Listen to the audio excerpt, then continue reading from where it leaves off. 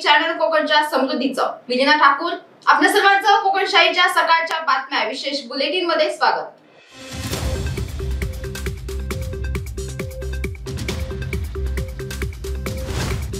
सावंतवाडी शहरातील मोती तलावालगत राजवाड्यासमोर मुसळधार कोसळणाऱ्या पावसामुळे झाड कोसळून 2 तरुणांचा जागीच मृत्यू झाला। संभाजी दत्ताराम पांढरे व राहुल प्रकाश पांढरे अशी त्यांची नावे असून दोघेही राहणार अंजिवडे तालुका कुडाळ।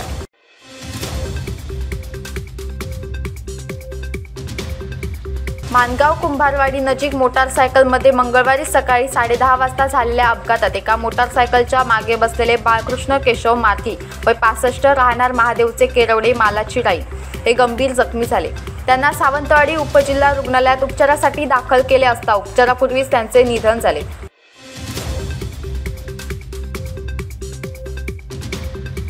अनंत चतुर्दशीच्या दिवशी मुंबई गोवा महामार्गावर होणारी वाहनांची कोंडी लक्षात घेता महामार्ग पोलिसांकडून या दिवशी या मार्गावर अवजड वाहनांची वाहतूक बंद करण्याचा निर्णय घेण्यात आलाय। त्यानुसार 28 सप्टेंबरला सकाळी 8 पासून ते 29 सप्टेंबरला रात्री 8 पर्यंत या मार्गावर वाहतूक बंद राहील।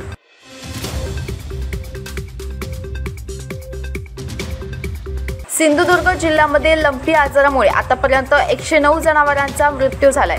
जिल्ह्यात 2150 जनावरांना लंपीची लागण झाली होती। दरम्यान जिल्ह्यातील सर्व म्हणजे 1,05,000 जनावरांचे लसीकरण पूर्ण झाले।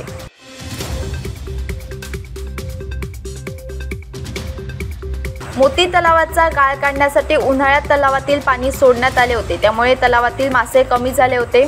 त्यामुळे या तलावात पुन्हा माशांची पैदास होण्यासाठी नगर परिषदेतर्फे सुमारे 25,000 मत्स्यबीज तलावात सोडण्यात आले।